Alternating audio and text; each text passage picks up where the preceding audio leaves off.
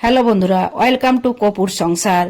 কপুর সংসারে তো রান্না বান্না থাকবে, তার সঙ্গে আদার্স অন্য অন্য কাজও থাকবে।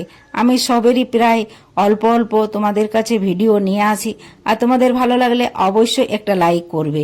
আর এই যে শাকটা দেখছো, এই শাকটা কিভাবে কোথা থেকে নিয়ে এলাম, একটা বাইপাস সার্জারির মানুষ কিভাবে আমাকে এই শাকটা রান্না করার জন্য এতটা হেল্প করলো, তোমরা না দেখলে ভিডিওটা বুঝতেই পারবে না। একটা বাইপাস সার্জারির হার্টের মানেই তো বুঝতে পারছো, সবারই ধারণা আছে যে বাইপাস সার্জারির মানুষরা কিছু করতে পারে না, তারা পঙ্গু হয়ে বিছানাতে পড়ে থাকে, তারা ওঠা বসা সব কিছুরই সাহায্য করতে হয় সবাইকে।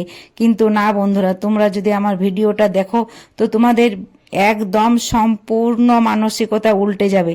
আর যার যার বাড়িতে বাইপাস সার্জারির মানুষ আছে তাদেরকে দেখাবে আমার এই ভিডিওটা, যে একটা বাইপাস সার্জারির মানুষ যদি এইরকম কাজ করতে পারে তাহলে আপনাদের বাড়িতেও সবাই করতে পারবে।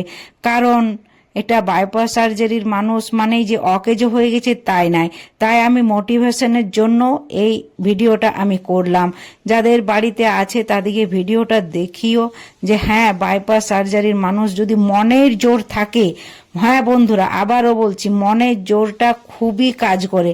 মনের জোর যদি থাকে তাহলে তুমি এগিয়ে যাবেই, আর তোমাকে কোনো বাধাই মনে হবে না। দেখো ভিডিওটা, তাহলেই বুঝতে পারবে। আর যদি তোমাদের সন্দেহ হয় যে না ইনি বাইপাস সার্জারির মানুষ হতে পারে না, তাহলে তোমরা আমাকে কমেন্ট করো, ওনার আমি প্রতিটা ডকুমেন্টস তোমাদের কাছে আমি শেয়ার করব। আর কোথায় দেখিয়েছিলাম, কোথায় অপারেশন করিয়েছিলাম, কিভাবে করিয়েছিলাম, কতদিন কোথায় ছিলাম, তোমাদের কাছে A to Z আমি শেয়ার করব যদি তোমরা আমাকে একটা কমেন্ট করো। দেখো, এই দেখো মানুষটাকে দেখতে পাচ্ছ নিশ্চয়, ইনি হচ্ছেন আমার স্বামী।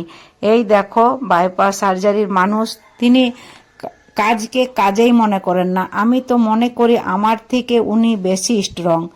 ভগবান করুক ওনাকে আরও আশীর্বাদ দেন আপনারা, যাতে উনি মনের দিক দিয়ে শক্তি পান, আর আমার পাশে এইভাবেই যেন উনি থাকেন। ওনার হাত আমার মাথায় না থাকলে পৃথিবী আমার কাছে অন্ধকার।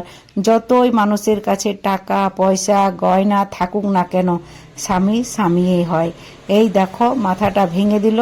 আমার মা শুধু বললো যে সজনে ডাঁটা খাবো, আর ওই যে লাইনের তারটা দেখলে ওই লাইনের তারটা ছুঁয়ে যাচ্ছিল, তাই সজনে শাকটা বেছে ধুয়ে পরিষ্কার করে দেখো কড়াইয়ের মধ্যে চাপিয়ে দিলাম। এই দেখো চাপানো হয়ে গেল। আর তোমার কিছুটা মুসুরির ডাল ধুয়ে দিয়ে দিয়েছিলাম, আর সামান্য লবণ দিয়েছিলাম।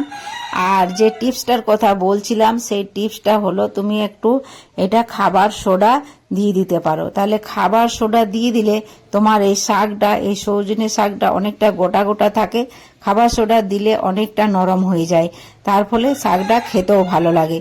তোমাদের যদি কোথাও কোনো অংশে যদি আমার ভিডিও অল্প ভালো লেগে থাকে, আমার কথা হোক কিংবা আমার কাজ হোক কিংবা আমার স্বামীর জন্য হোক, যদি একটু আপনাদের ভালো লেগে থাকে, আর যদি আপনাদেরকে আশীর্বাদ দিতেই হয়, তো প্লিজ তোমরা একটা লাইক করে আমার পাশে থেকো। দেখো শাকটা কত সুন্দর গলে গেছে, আর গলে যাওয়ার ফলে শাকটা খুবই মজা লাগে। কিন্তু লো প্রেশারের লোকরা একটু শাকটা অ্যাভয়েড করেই চলো, কারণ এটা হাই প্রেশারের জন্য খুবই উপযোগী। তাই হাই প্রেশারের রোগীদের জন্য তুমি এই শাকটা নিত্যদিন রাখতে পারো।